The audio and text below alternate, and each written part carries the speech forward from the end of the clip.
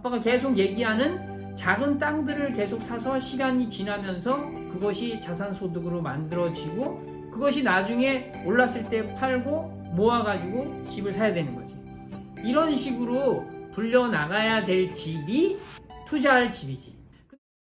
안녕하세요. 아들에게 알려주는 부동산 경매 빠들 경매 이원일입니다.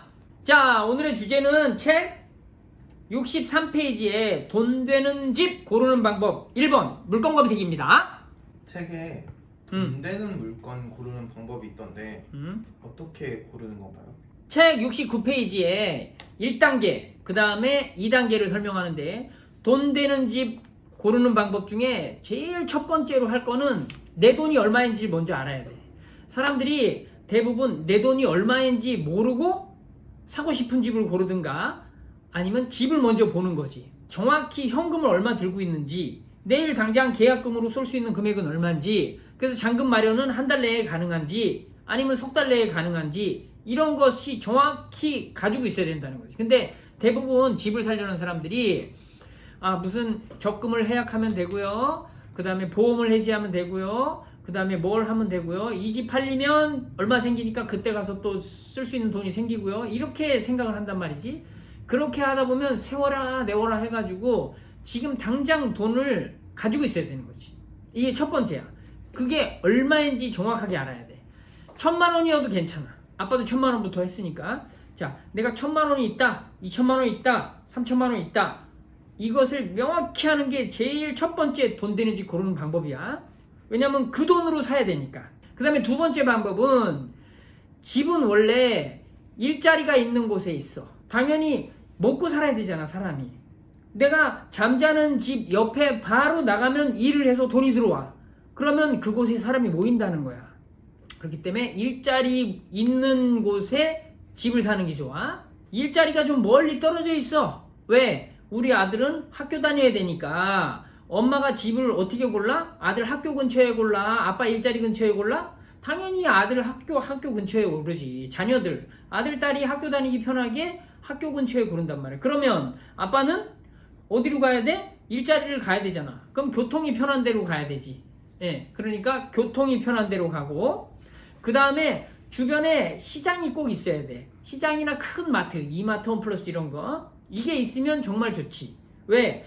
엄마가 아이를 키우는 거잖아. 집은 원래 한 가정이고, 지금 1인 시대가 많이 있지만 1인 시대도 자취하는 청년들도 그렇고, 혼자 사는 노인분들도 그렇고, 나이 드신 분들 다 같이 먹고 살아야 되잖아. 그러니까 시장을 봐야 되잖아. 장을 보기 멀리 가면은 당연히 집에서 불편해지잖아. 그러니까 시장이 가까워. 큰 마트가 가까우면 좋고, 그 다음에 또 뭐야? 학교. 이거는 우리나라 모든 집들의 특성이야. 학교 근처면 일단은 먹고 가는 거야. 그래서 학생권이라고 얘기하지. 그리고 서울 같은 경우 대치동은 이 학생권이 세기 때문에 전세, 매매, 그 다음에 월세 같은 것들이 엄청나게 잘 받을 수 있는 집들이 되는 거고, 집값도 비싸지는 거지. 첫 번째는 내가 가진 돈이 정확히 얼마 있는지 딱 정해야 되고, 두 번째는 일교시학, 요거 외우면 돼. 일교시학, 일자리, 교통, 시장, 학교, 요 근처에 집을 산다. 이게 돈 되는 집을 고르는 방법이다. 이렇게 이야기 드립니다.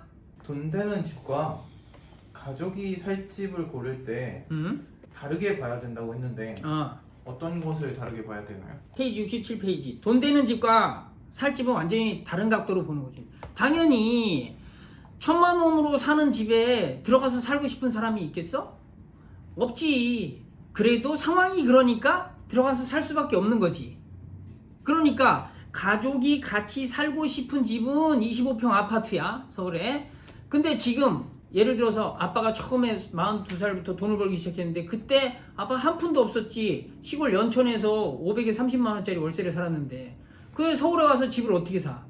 만약에 못 사면 아빠 혼자라도 거주해야 될 집, 그런 집들이 있으면 반지하 원룸이라는 거야. 반지하 원룸.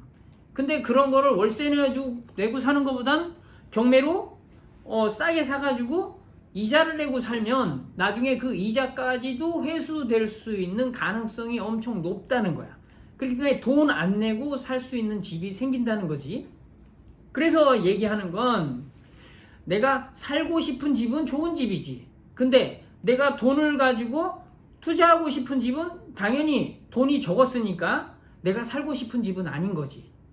그래서 결국 어떻게 해야 돼? 내가 살고 싶은 집이, 가족과 함께 살고 싶은 집이 25평 아파트라면 이게 그 당시에 5억이라고 쳐. 지금은 훨씬 올랐지만 서울에 5억이라고 치면 그런 아파트를 살려면 돈을 모아야 될 거 아니야. 돈을 벌어야 될 거 아니야. 그러려면 작은 집부터 사서 하나씩 둘씩 늘려가서 때로는 산 것도 사고, 어쨌든 부동산, 아빠가 계속 얘기하는 작은 땅들을 계속 사서 시간이 지나면서 그것이 자산소득으로 만들어지고 그것이 나중에 올랐을 때 팔고 모아가지고 집을 사야 되는 거지. 이런 식으로 불려나가야 될 집이 투자할 집이지. 근데 여기서 투자하려고 하는 사람들이 돈은 적은데 가보니까 자기 마음에 안 들어. 반지하고 옥상이고 막 이렇게 되게 건물도 낡았고 이렇게 마음에 안 드는 집이 나오니까 투자를 안 한다는 거야. 왜? 자기는 살고 싶은 같은 집을 사서 투자하고 싶은 거지. 근데 돈이 없는데 어떻게 해? 돈이 없으면 당연히 내가 살고 싶은 집이 아닌 집을 사야 돼. 그러면 여기서 또 하나 문제가 있어? 아니, 나도 살고 싶지 않은 집에 누가 들어와 살겠냐.